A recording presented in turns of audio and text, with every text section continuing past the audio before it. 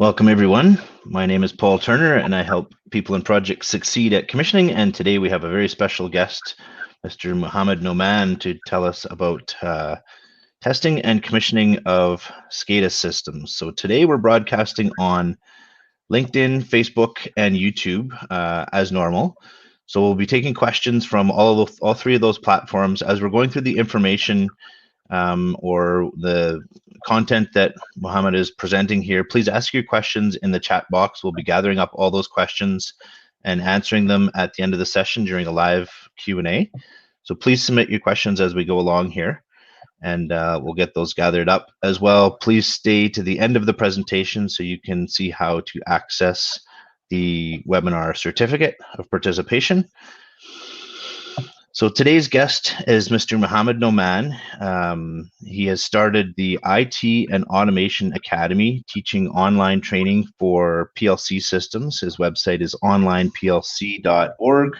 Also has a growing YouTube channel, ITAA, where you can see a lot of his videos. Please check that out. And I'll definitely include this information and his contact in the show notes so that you can get in touch with him. And with that, welcome, Mohammed. Thank you very much. And my name is Noman, and I've been in this training setup, I've been training across the globe since 2015. And as well as my expertise are concerned, I'm certified Scada expert from 2 different companies, one based in Turkey, one based in China. So apart from it, I do hold many other certifications, like I'm a DCS requisition engineer certified from General Electric. So apart from it, I do hold many other certification in domain of cybersecurity. So today's session is definitely one of the favorite discussion, which is over there in this COVID-19 situation, where when we are talking about Industry 4.0, we can't ignore the importance of Scada. So first of all, what is an IT and Automation Academy? It's like a platform where we deliver training online, and also that's one of the platform that's available on YouTube, where you can see some videos about PLC, ECS, and Scada.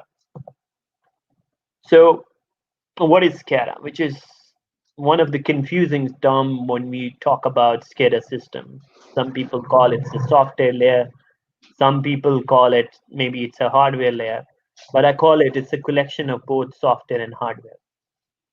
So what you do, what is the purpose of this software and hardware together that make an ecosystem where you're going to monitor and control industrial processes? We will see how it's coming up in oil and gas industry, how the data is actually coming from instrument to SCADA station. What are the different components involved in there, and what is the importance of each and every component? So if you are going to focus on that step by step, you will understand in a better way. So let's start with definite process. What is the process? Process is series of steps to convert input into an output. So for a process, definitely, if you need to control a process, you need to have instrumentation. And when we talk about instrumentation, in layman term, we call it's an eye of process. Through that, you are going to see what's going on in the, like, what's the pressure level, flow, temperature. So you have different instrumentation available. And then after that, that instrument might need to be connected to a PLC, either DCS and also SCADA. So what is the difference between PLC and RTU? This thing is one of the things that is coming up. For sure, PLC is a brain of automation. Like if we talk about home and body analogy, you will understand in a better way. We have our brain, brain is taking an action based on what's going on around you. So your body is definitely gonna get a signal from brain and execute the things. For example, if you're gonna touch the fire, what action you are gonna do? Definitely, you are going to remove the hand from the fire, and you might need a way to run out. So that thing is going to be controlled by a brain. But what if in the case, if you're talking about industry where you have thousands of the process running, and what you need to control there, that's where you need to have a PLC, or you call it, sometime you need controllers, sometime you need a PLC, sometime you need a DCS system. Where we need what, we will definitely talk about that, because this is part of our discussion. So PLC, first of all, what is that?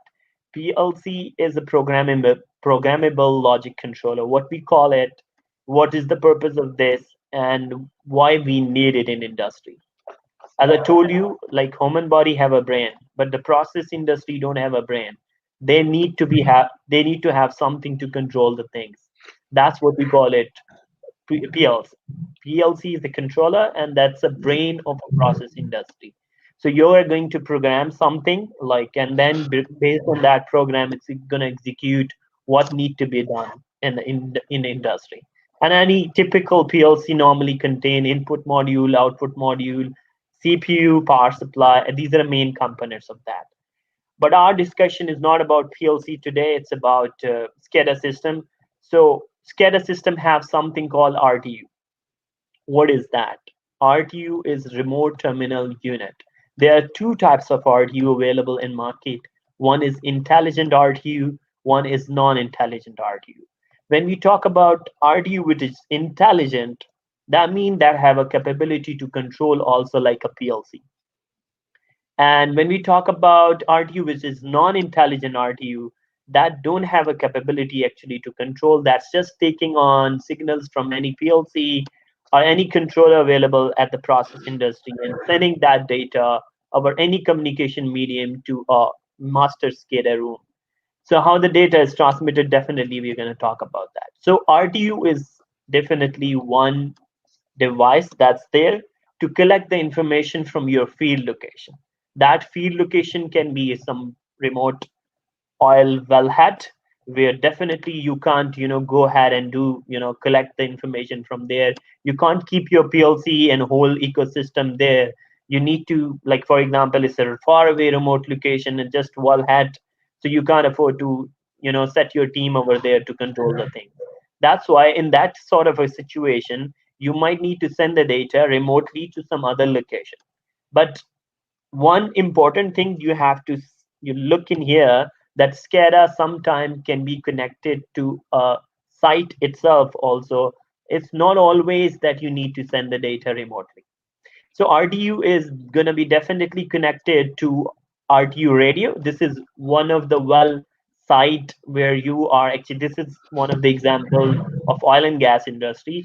So RTU radio is going to be there, and that would be connected to a radio tower, and that's having a Yagi antenna.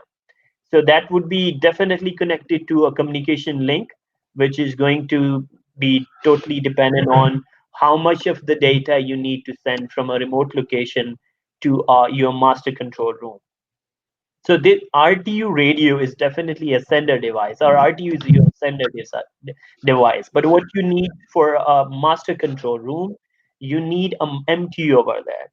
So MTU is what? MTU is the master terminal unit that is going to collect the information from all of your nodes. Like for example, you have three sites based on three different countries. You have one RTU at one site, another RTU at another site, and another RTU at, so three RTUs at three different sites need to be connected.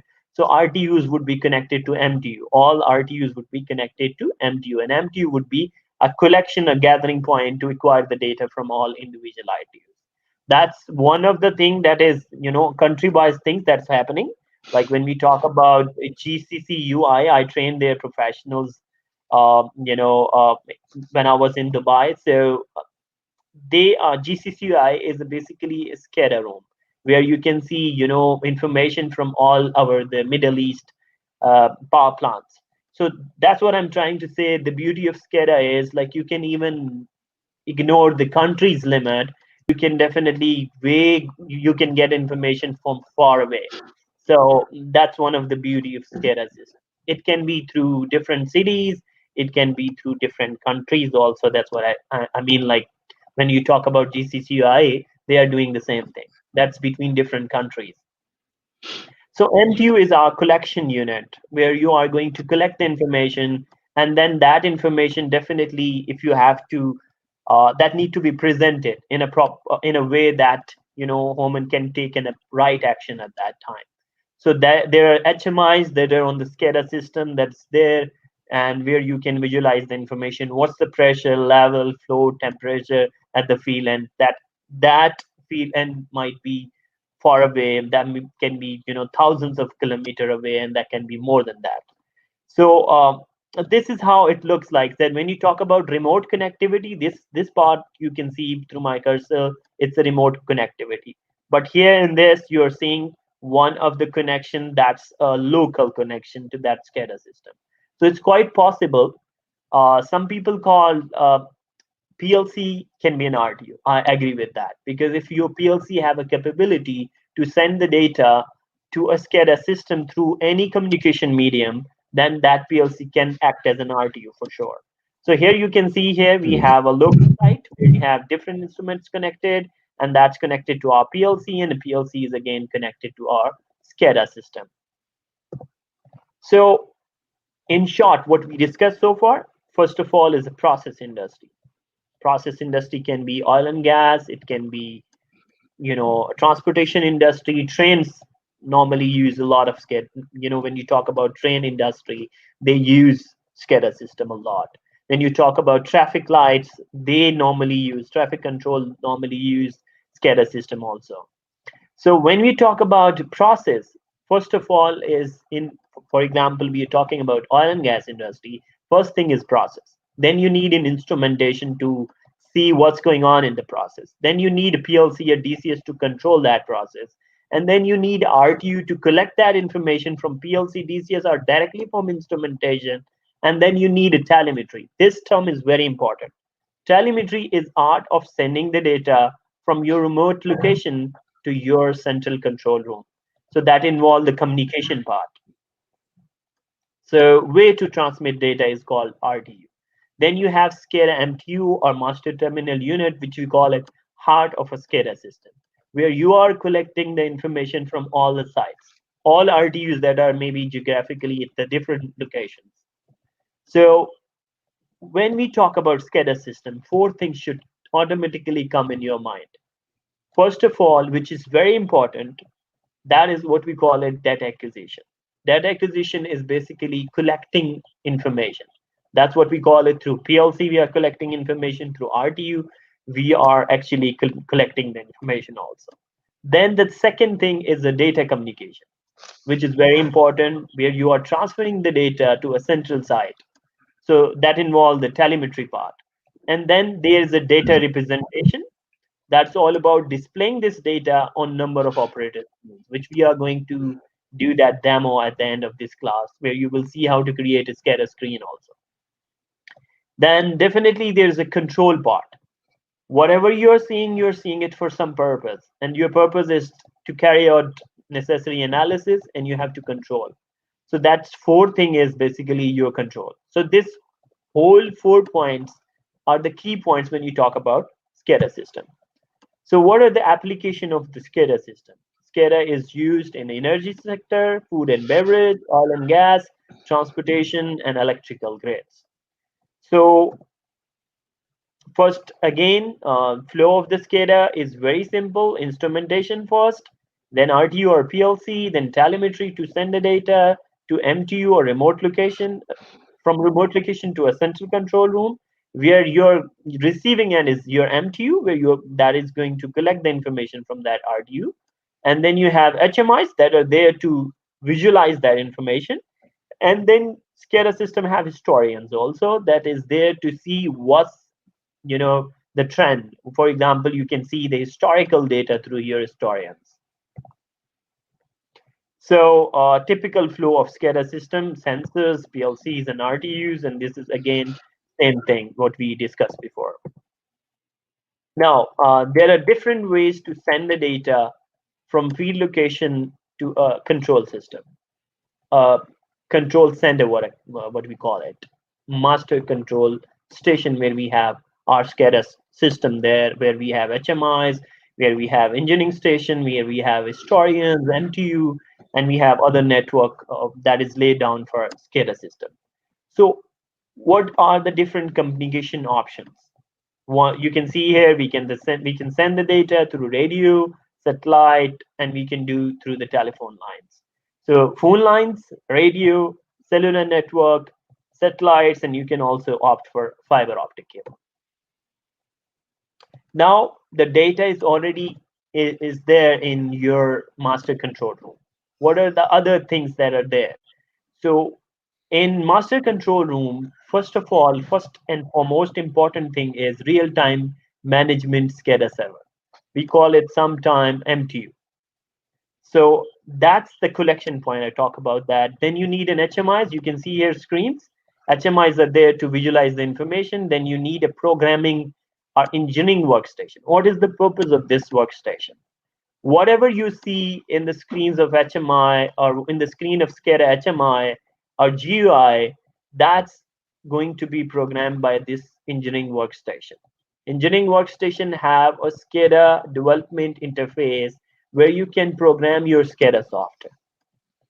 Then you have one of the system here that is called data historian, and that's used to storage. That's used for storage of operational activities, and you can see the data in years also, not a problem.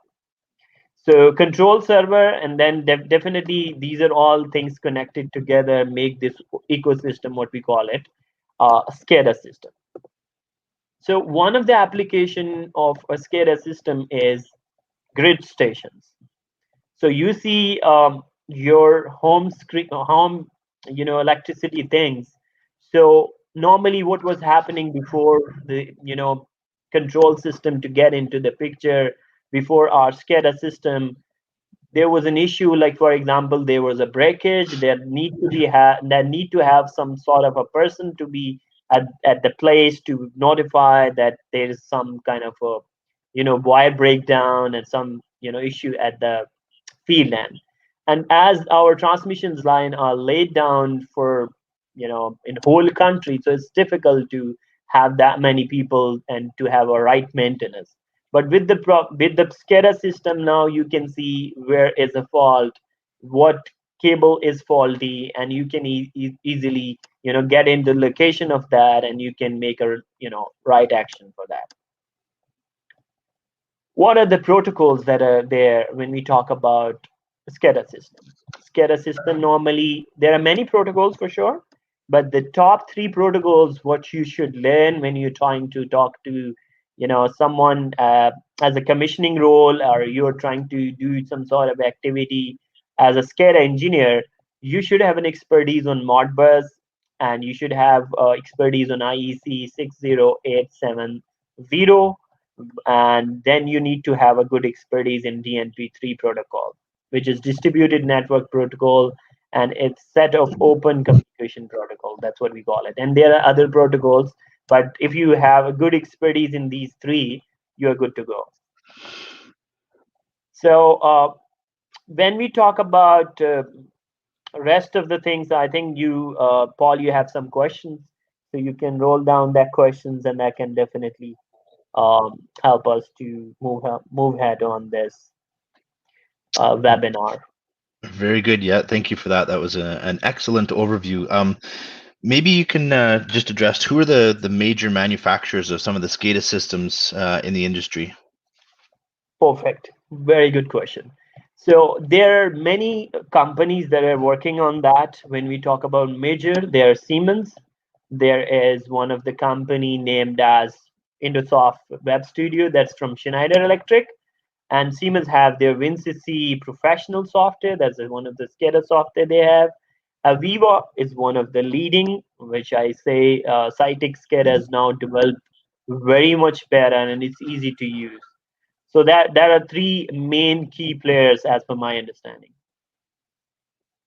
So you can start learning if you are thinking to start learning, you can have expertise on any of the SCADA system, and then you can develop quickly your in any other system, because this protocols down the layer, graphic design and also the scripting things in a Scada, that is almost similar in all the platforms. Just a minor semantics difference that's there. So if you're thinking uh, to make your career in the domain of Scada as a Scada engineer, then your intention should be like this: that you start working with any software. Let's say you start with WinCC Professional, you have a good expertise on that, and then when you would get a software like Indosoft Web Studio, it would not be different than riding a different or driving a different car. Yeah, Perfect. Paul. On an earlier slide, you were talking about the radio system architecture. Could you give a bit of a description on some of the equipment in a radio system between the base station and the remote station? Perfect.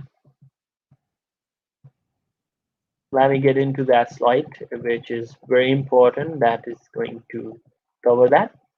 First of all, this is an RTU.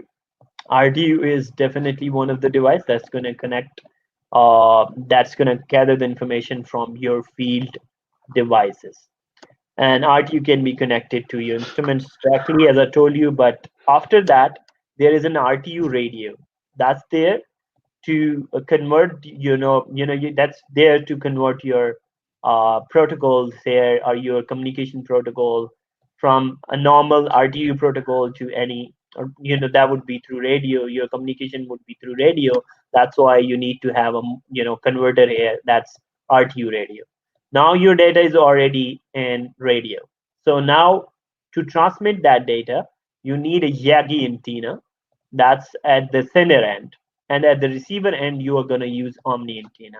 And that communication link you have to buy, and that would be totally dependent on how much data you are going to send from the field location to a master control room. That's totally dependent on that. So Omni antenna is there, and then you need a radio tower here also, and then master radio here, and then after that you need a modem, because you need to convert it again to Ethernet. So that's why you need a modem, and then after that, that modem can be connected to any switch, or it can be connected to any SCADA system direct to the PC. But normally it get into the switch, and switch is connected to whole SCADA system, where you have MTU, you have other like historian, you have printers, you have operator screens like HMIs. So that's the whole hardware part of communication side of network. But it's totally dependent. In if you have a different, like for example, if it is a fiber optic cable, you can definitely use a fiber optic cable here. So you might not need to do this radiator thing, and you can even get a internet line connection, and that can also be you can opt that high speed connection to send the data from remote location to your master controller. Now, these SCADA systems span all aspects of the project. It's one thing to make the pump work. It's another thing to make the electrical distribution system work. But when you have a SCADA system that's interfacing with everything and controlling all aspects of the project, it can become quite complex to pull it all together, especially from a commissioning perspective. I don't know, maybe if we can walk through the commissioning process, kind of starting very early in the process with regards to factory acceptance testing and your experiences in order to properly test and commission the SCADA system end to end. Yeah. So as well as the SCADA projects is concerned, so very important thing. First of all, when you got some project, you like the whole cycle I'm going to tell you here. The first thing is in the understanding the requirement. If you know that requirement, and then you have to convert that into a flow chart. So once your flow chart is ready, then you have to make your system. You start developing your system at the office end, where you can make your system ready, like as per the requirement from your end customer. Now is the time that your system is ready, so that need to have a factory acceptance test. So once it's done, then there's the next thing is to go to the site and have a SAT, or site acceptance test over there. So that involve connection, first of all, connection of that system also to real hardware, and do that commissioning one by one. So we have to do the commissioning of area to area, not like we would be doing it once a whole plant. So one area, second area, and then once you're done with all the areas one by one, then you can get in and connect to your whole plant, and you can do perform, like you have to see if there is an error, something that's not properly implemented, some design need to be changed. That's the thing that you have to change, and then even if there's some error, you capture at factory acceptance test, or you get it during the commissioning, or you get that error at site acceptance test. So challenges are like normally during the commissioning, for sure there are different other phases that are to have your communication system laid out. For example, you're doing this radio communication, you need to connect with your vendors to support you on that, because everything as a SCADA engineer, it's not your responsibility to do that. A telemetry engineer is a separate job. But if it is, a simple telephonic line where you are getting a dedicated internet connection, that is very simple. Maybe you can also do it. That need just sometime a router from an RTU. You need to connect to a router, and router is connected to that dedicated internet line, and that is connected to your master control station. So that's totally dependent on network layout. And then after that, SCADA system, as I told you, it's not like you have to first do RTU thing, where if it is non-intelligent, you don't need to control the things. Normally you do install RTU, which is non-intelligent, where you are just collecting the information. So you have to define the RTU tags based on what are the field inputs that you want to see on SCADA. First of all is to configure that tags on RTU, and then after that you have to do lay down this communication thing, configure RTU with IPs, and also if it is radio, then you have to work for the radio. If you have fiber optic cable lay down, a dedicated internet connection, then the communication part would be a bit different. And you have to install modem, you have to work with the switches, you have to configure them, and then after that you have to connect it with your master terminal unit, and also engineering workstation. You have to install these all systems there. You have to install a historian, and once your whole system is installed, then you have to just start working on like one by one. If it is just one area like you see here, it's very simple. You can just straightforward looking into that and start commissioning it. But if it is a big plant where you have thousands of signals coming from the field, then you have to do area by area concept. And it can get quite challenging on the sequence and timing of when everything comes together. To get ahead of that, in your experience, have you seen the software, the logic code actually being ready for the factory acceptance test to test the hardware and the software in advance before it even gets to site? Yeah, we it happened many times. Like when we are going through the factory acceptance test, things are almost ready.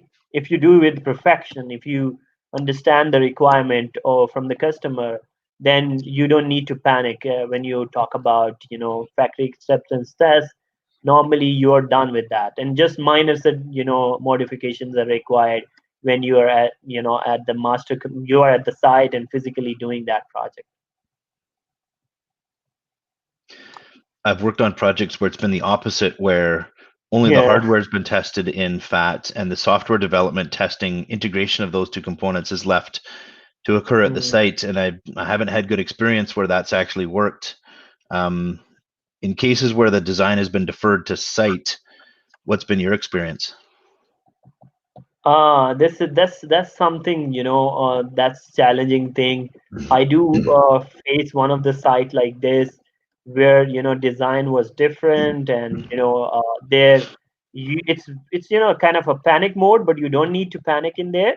You have to go with your plan. And for example, if something, definitely your end customer is the king. Whatever is their requirement, you have to understand it. If you have to, it happened for me. Like I traveled to the site, and the things that what I was seeing at the site that were quite opposite. For example, I was doing one site where I need to get the data through Pi interface. So, but when I traveled to the site, that Pi system was not available.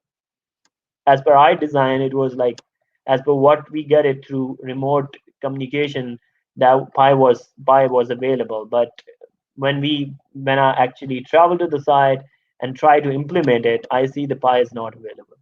So that kind of a challenges are always there, and you need to just don't panic and just plan it in a way that you what you can do there. So what I did after that, I looked for other options. So to get that data, so I looked for their system. Even the site team is not aware. The challenge with this in automation field is when you're traveling to the site, and site people are not that much aware about automation technologies. I call them any other, like next question was, do you guys have an OPC server? They said no. So I said, okay, let me visit your site one by one. I look into the systems, and I visited one of the system there that was OPC, but the site team was not aware it's an OPC. So lack of knowledge is one of the biggest issue that can result in this kind of a scenario. But for sure, I do had my backup ready. I understand, like, okay, if this doesn't work, then I do have my software ready for OPC communication. I install my OPC, integration software, get it integrated with our system, and that works. So the challenges are always there, but if you love the challenges, you can overcome. If you just get panicked, then no way out. Yes, for sure. Is there anything that you would particularly recommend during pre-commissioning to get ahead of some of the testing or some of the upcoming site activities for more of the integrated commissioning tests? Would there be anything during pre-commissioning that you would highlight as critical to success? Very important thing, which I would call it understanding the desired requirements, understanding what is available, what type of communication is available. And do you, like, sometime you guys from the site would say that they have a dedicated internet line, but when you travel there, you see them, you might see different things. So always verify the things before leaving to the site, or making a design. Even you have to verify the things and make sure, like, what is being documented, it's correct. Like if you are making a design and you're ready with your design, if you are going to reinvent the wheel, it would be more difficult. So it's important. For example, you are getting one project, you need to ask thousands of the question, and don't shy on that, because if you don't get the questions cleared, and you don't make sure the things, for example, if somebody is saying you that we do have a high speed internet connection, we do have a dedicated line, and it would be easy for you. You don't need to have radio set up, you don't need to have any other thing. If they have a dedicated line, it's easy. You just need to connect a RDU to router is connected to dedicated line, and that dedicated line is connected to the master control room. But the important thing is you have to make sure whether that is already available, whether it's up to your requirements. You have to perform the test, remotely, to make sure that's up to requirement and up to mark. So if you're not going to do that, and then definitely that can be one of the challenging thing that you can see many wonders that can delay your project. A debate that often comes up on site is how much documentation is required to define the testing of your SCADA systems. I know a lot of people would just like to take the process control narrative with a highlighter and go through testing each of the branches of logic. But on the other extreme, some people would like to put together a multi-page test procedure of step-by-step exactly what to do to test every function of the system. Where's that balance in between that you've found that's appropriate for the level of documentation? So when we talk about the documentation, I always believe that you should have the document that are required. Anything which is not required, that should not be a part of your game. So, for example, if you're making or you're designing or writing a commissioning document, that should only involve those things that are required. Like for example, when we're talking about one of the side where we have OPC integration, we are getting data through OPC, then we should have to focus on OPC. We don't need to put in this, other things like radio communication or satellite communication, that sort of a thing.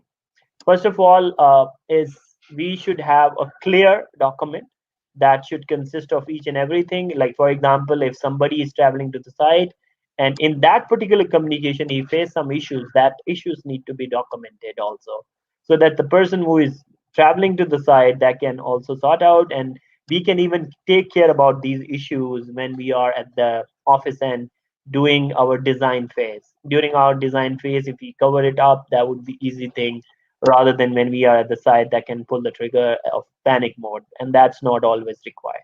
That's one of the things we should avoid, because if your documents are very much clear, that consist of each and everything that's required, that consist of what's needed to be done, and that's one of the things you should do, rather than writing a document of maybe thousands of the pages and that have no meaning. So to the point, things need to be listed, and documents are really important, because if a new engineer joins your company and he's been assigned to do that job, he should feel like he knows everything. He just needs that document, maybe a minor guidance from your end, and as an engineer he should be able to do that. So that's sort of a clear documented things are very important. Yeah. Perfect. So as these systems evolve, SCADA systems on projects, they get more and more capable, and with the remote devices that are out there, there's almost an infinite amount of information that can be available, almost to the point of information overload. If you're gathering all this data and displaying it on an HMI screen, it can almost become too much for operators to understand and manage and know how to react to. How do we adapt with this huge information overload to make it still user friendly in the end? So that's very, very important question. A SCADA system not always required to pull out all the information, because you have a DCS system that's also having operator screens that are there. So normally when you talk about a site or one company which have many sites, there are few things that are not important to pull out in a SCADA system. You have to understand that everything should not be taken care on a SCADA system.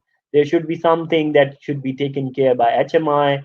There should be something that should be taken care by PLC.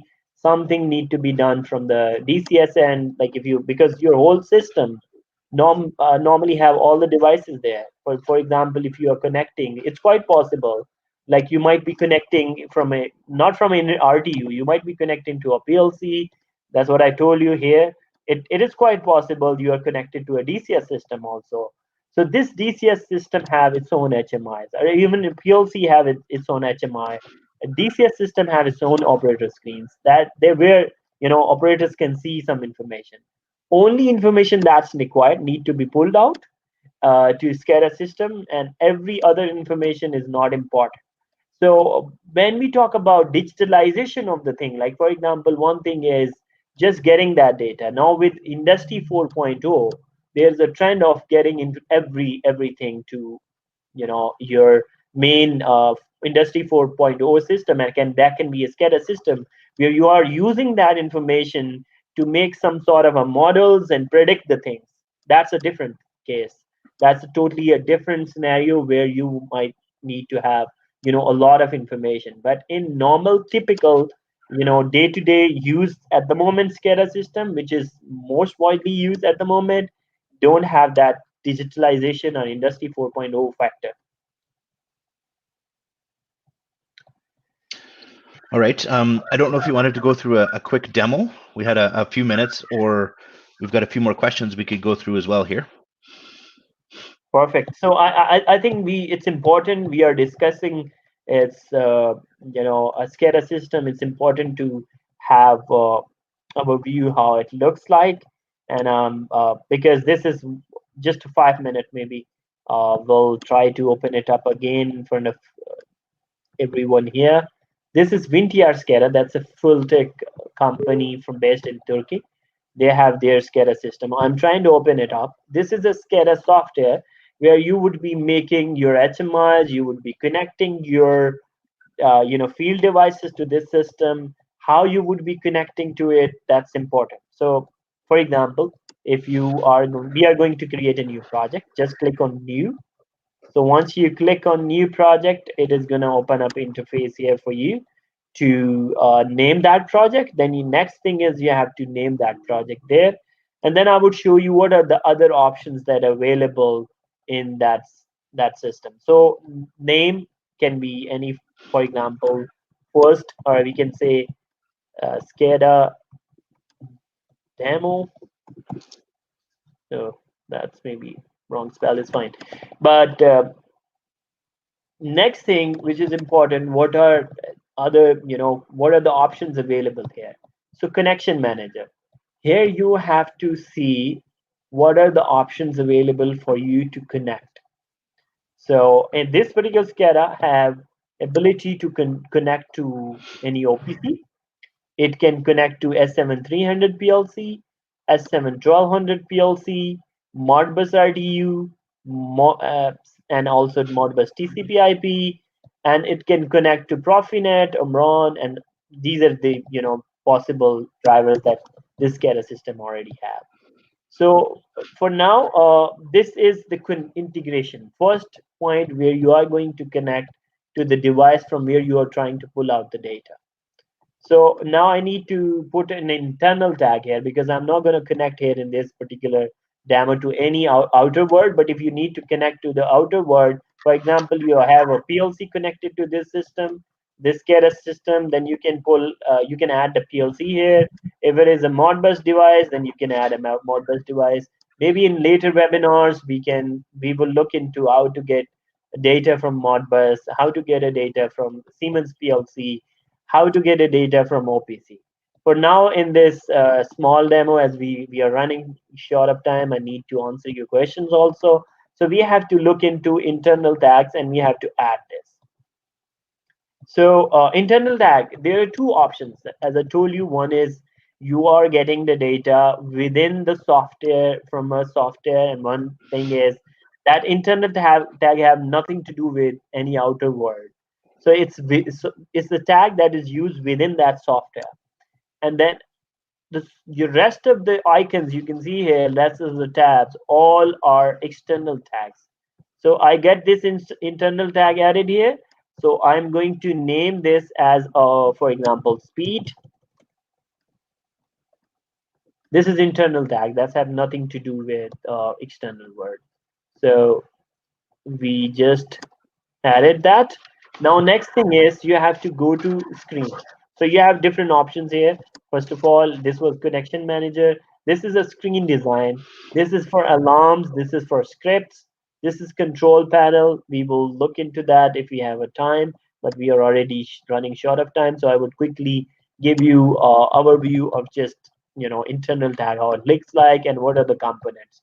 So when I would create a new here, so this screen is created. That screen is what we call it HMI screen. That's blank now.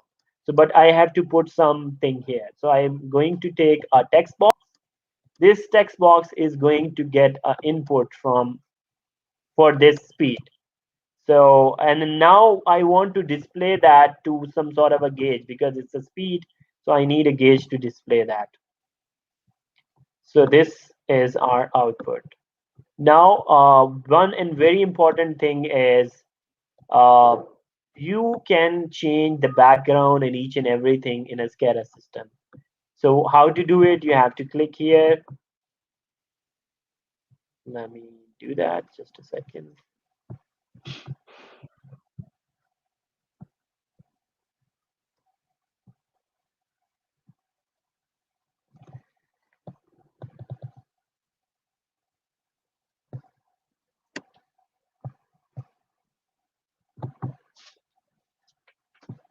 Okay. So first of all, for example, if you need to connect, you have to click here, and you have to connect your tag here. So value, and then after that you can see your tag here. So speed would be here, speed 1. So you connected your tag to that, and that's to take an input. What should be the value on this cage? And that's to display your input into that cage. So properties, and you can go to value, and you can also select this speed, and now your program is simple program is ready. You can just play around with other options. I want to tell you there are different options, like you can put a chart, you can put alarms, you can put other things, like you can go here and you can look into other radio buttons and progress tab or bar. So these sort of things are also available. So, for example, if you see the screen properties, you can get in here and you can change the background of that. So from here, you can just select a background image and you can pull it out here. For example, I'm trying to pull out any image that's there on my image. That's I think that's what I like. That's fine. So this is one of the image we get it out already. So next thing is you can now close the screen.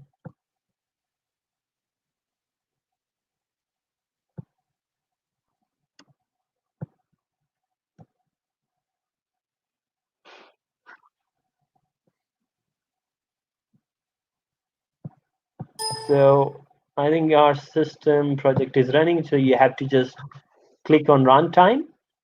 If it is everything is saved, then you can easily uh, run that project, a smaller project where you have not much to you edit there, but you can at least see what you did there. So this is your input and this is your output. For example, I'm putting 66 here. You can say the 66 is at the gauge. So like this is a similar, very, very simple HMI, but you can display many signals and you can display many things based on what's needed.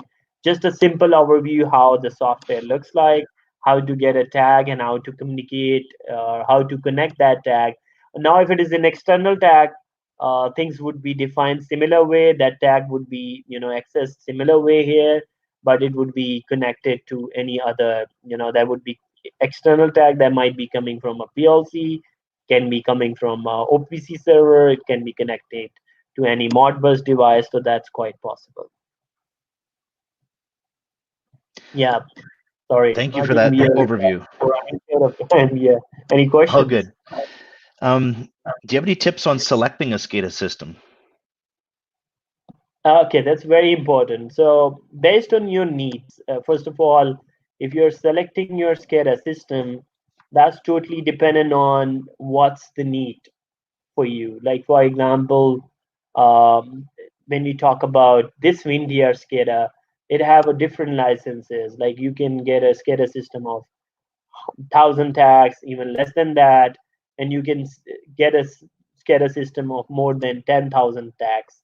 So that's totally dependent on how much is required at your end. Like it's always wise to select a SCADA system based on your need. For example, uh, you are having just 100 tags, then that means you can't go for the like 10,000 one. So you can just always look into the option which is the best suited, and that just take care about the number of the tags needed for your job. So there are different manufacturers based on the quality.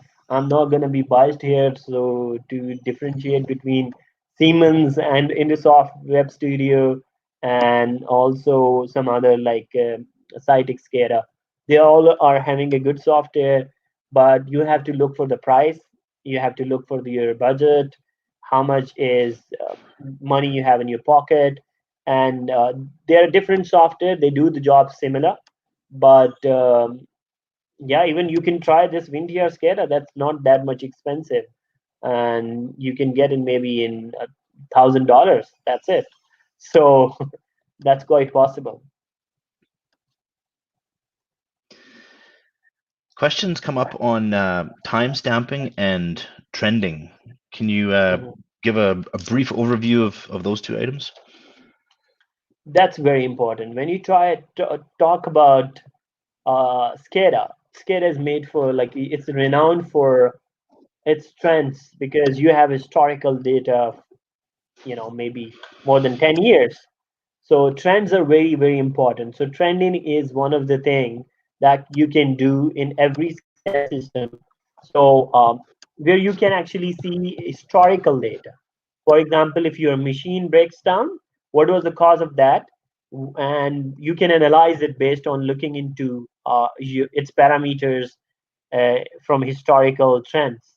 So trend is it's a representation of your process parameters in a graphical way where you can see the things properly going on. So like for example, let me show you here also how to do it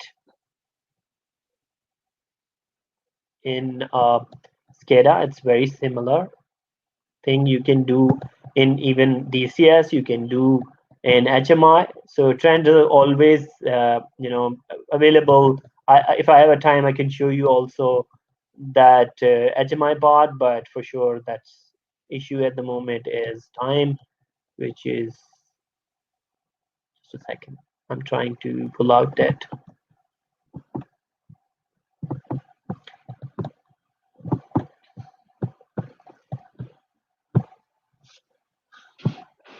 Okay.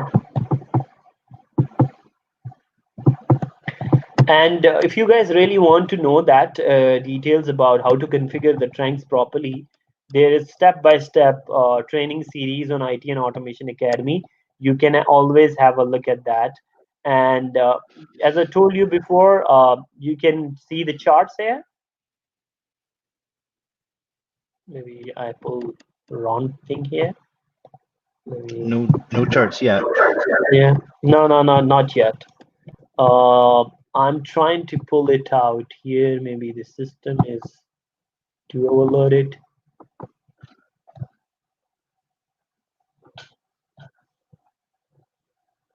Yeah, you can see the chart is now there. So you have to just play here and you have to add this. This is the chart. You have to define the legends and you can add your trends. And these trends you can, once it's added, now you can see your information from the trends from, like, for example, 10 years. So you have historians to store that data and to see each and everything how the trends look like. You can always visit our how to configure a trend. You can always visit IT and Automation Academy's YouTube channel, where we have our videos on trends, also how to configure a trend in HMI, and also on you know uh, SCADA system. And we are planning to make some videos on DCS, how to create a trends on that also. So trends are important to visualize the information from historical perspective. And when we talk about timestamps, timestamps is like, for example, what was the time of that event to occur. So there's timestamps that need to be configured. That is definitely when you're trying to configure trends, that would be in most of the SCADA system that would be automatically configured. So maybe you can highlight again, if people want to learn more about PLC systems, where can they go to see your videos and learn more about the training that you offer? Okay, that's a very good question. So let me take you to, if you search SCADA system, my video was ranked for almost many, for example, years, almost 3 or 4 years.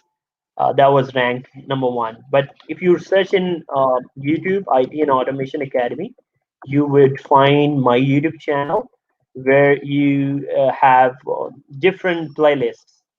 So that playlist actually consists of PLC, SCADA system training, and you have also HMI training that's there. So there are many videos that are uploaded, and you can also see many other free of cost courses available through different companies. That's what I'm also sharing. So these are all different videos on uh, our IT and Automation Academy's YouTube channel. Even you can see different videos. What is OPC?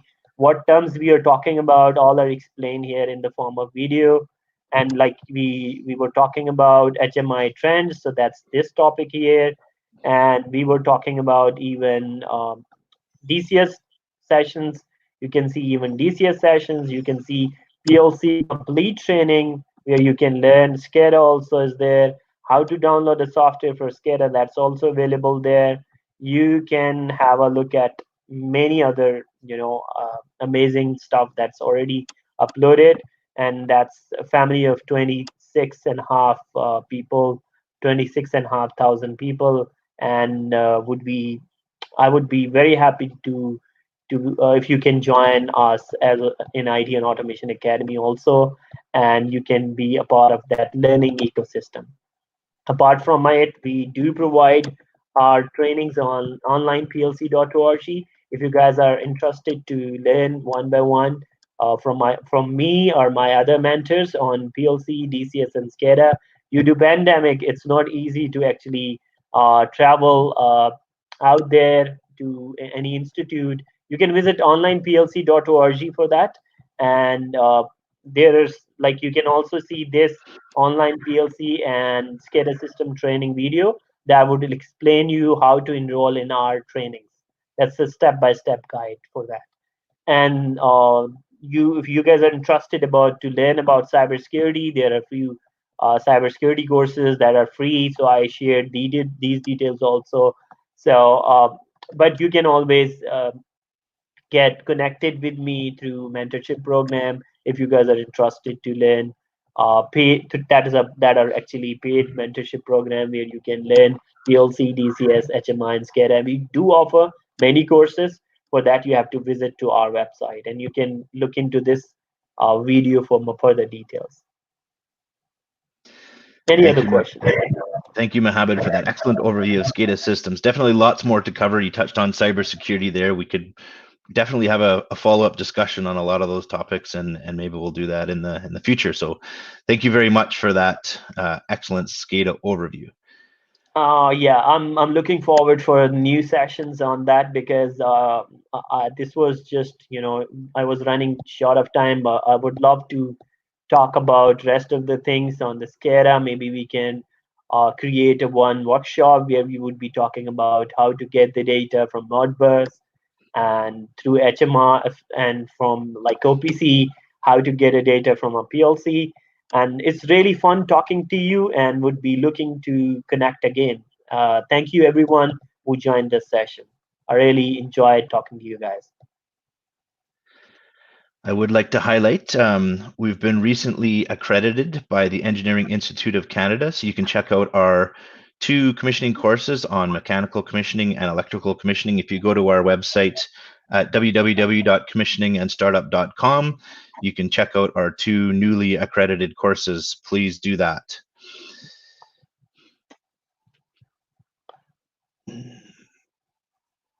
So for this session today, if you'd like to get the participation certificate, you can go to commissioningandstartup.com/webinar-cert.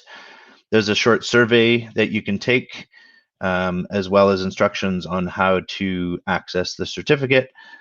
Our next webinar is planned for November 26th, and it is planned to be an Ask Me Anything. So in the survey, when you go access your certificate, it will ask you if there's any questions that you would like to be addressed in our next webinar. Please enter those questions and we'll be sure to get them answered in the next webinar. This is a sample of the certificate that you can download at the end of the session. And I want to thank everybody for joining this discussion and thank Mohammed Noman for the excellent discussion on SCADA systems. Thanks everyone and have a great day. Thank you very much. Have a good day. Bye.